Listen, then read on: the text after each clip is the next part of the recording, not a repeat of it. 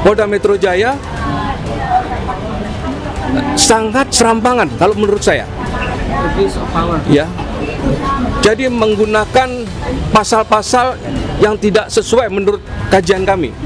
Karena pasal-pasal yang dikenakan kepada RRT ya, saya katakan RRT, saya dengar soalnya si Rismon belum di waktu itu cabut enggak.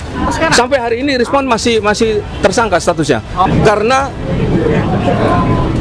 pasal-pasal, kalau saya katakan pasal-pasal yang disangkakan terhadap RRT ini adalah pasal-pasal sundupan ya, yang harusnya tidak bisa dikenakan ke mereka. Bahwa gerakan merebut kembali kedaulatan rakyat nanti pada tanggal 16 akan melakukan konsolidasi nasional, di mana di dalam acara konsolidasi nasional itu kami akan memperingati perjalanan atau tapak tilas kami pada waktu itu ya ke Solo, ke tempatnya Pak Jokowi, dan ke UGM. Jadi kita sudah 1 tahun ini melakukan verifikasi terhadap ijazah Jokowi, baik itu ke UGM maupun ke Pak Jokowi sendiri, sudah 1 tahun.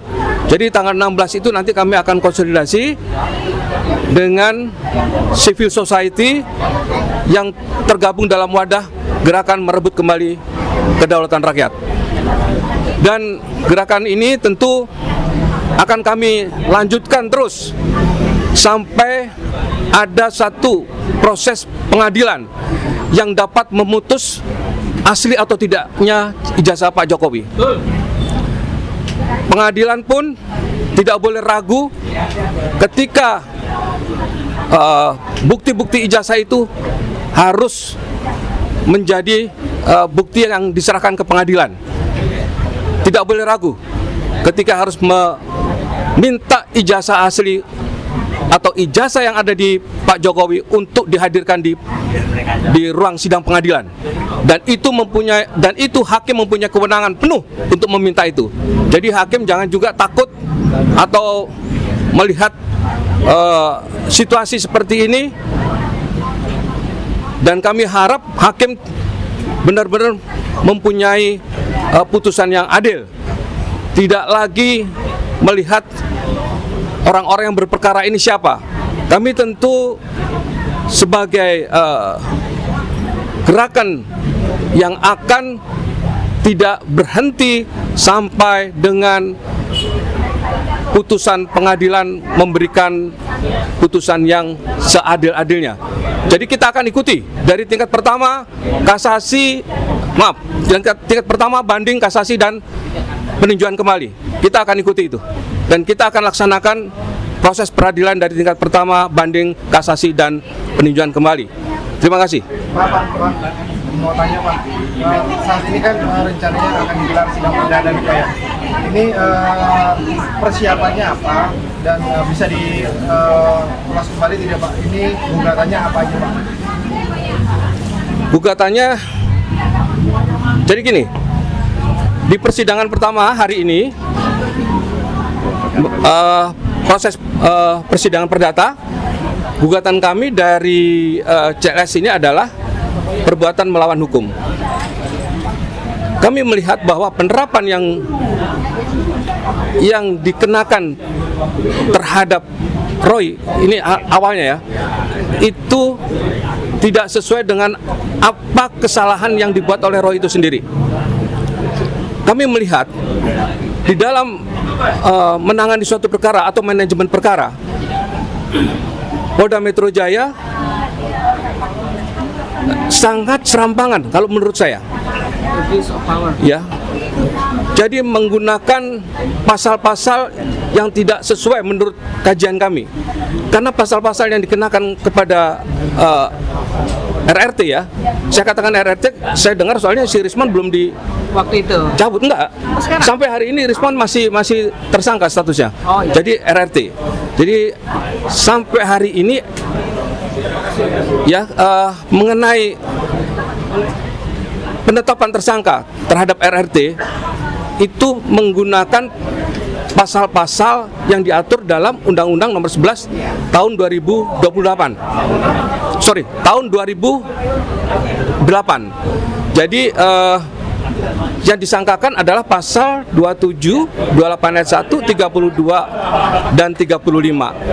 Tentu ini menjadi persoalan buat kami semua, karena pasal-pasal, kalau saya katakan pasal-pasal yang disangkakan terhadap RRT ini adalah pasal-pasal selundupan, ya, yang harusnya tidak bisa dikenakan ke mereka. Karena apa? Mereka ini kan peneliti. Mereka ini peneliti. Apakah seorang peneliti bisa dikenakan dengan pasal-pasal yang diatur di dalam Undang-Undang 11 tahun 2008? Mereka melakukan penelitian itu sesuai dengan keahlian, pendidikan, latar belakang. Jadi bukan sembarangan orang yang melakukan penelitian tanpa didasari dengan keahlian.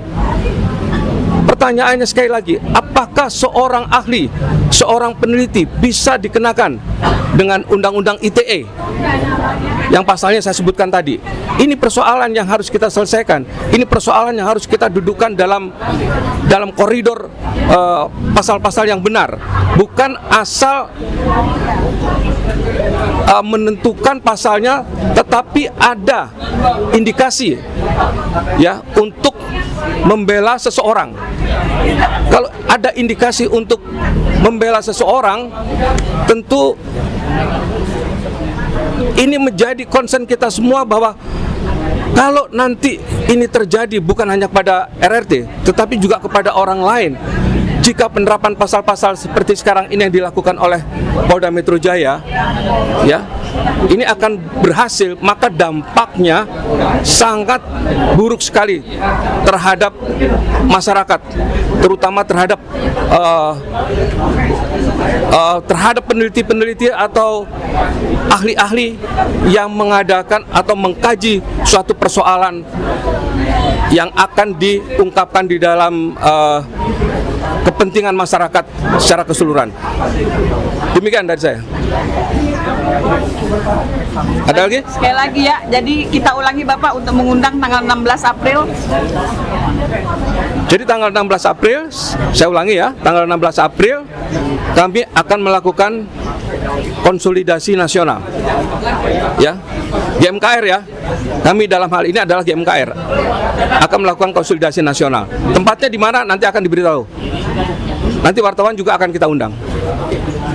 Baik, terima kasih. Ada pertanyaan lagi? Cukup? Cukup ya? Terima kasih. Mantap. Mantap. Ntar dulu bang, satu bang. Ada yang ngasih kamera, ada yang salaman nih Pak Dirinya. Lu pegang aja dulu, nggak bisa. Ambil merahnya.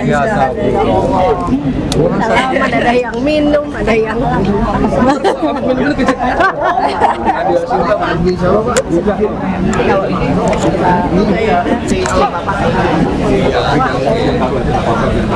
tinggal siapa yang bantu? Sebagai apa? Sebagai kuasa hukum? Bukan, sebagai penggugat. Penggugat sih. Oh, penggugatnya Pak. Gue tinggal siapa? Penggugat. Ya. Dari tim. Tapi bentuknya dari PPTI. Itu pulang. PPTI ya Pak? Iya. Dari beberapa KPP. Panjangannya FDP TNI.